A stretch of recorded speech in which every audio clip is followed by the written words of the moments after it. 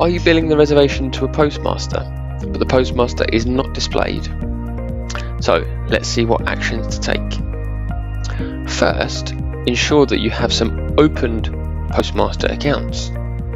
Keep in mind that your colleagues can also enter the system and that they could have closed the postmasters.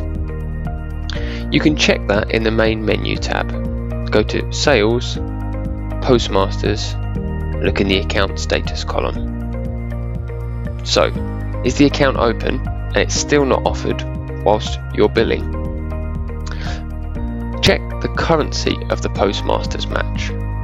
This is set when creating an account, and you can change it in the account header editing until the moment of the first posting. Then we will check whether the account has activated VAT based pricing.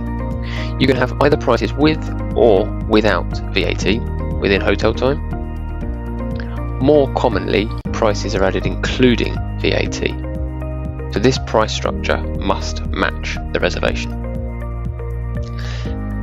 If everything is correct so far, then the final thing to check is the user rights.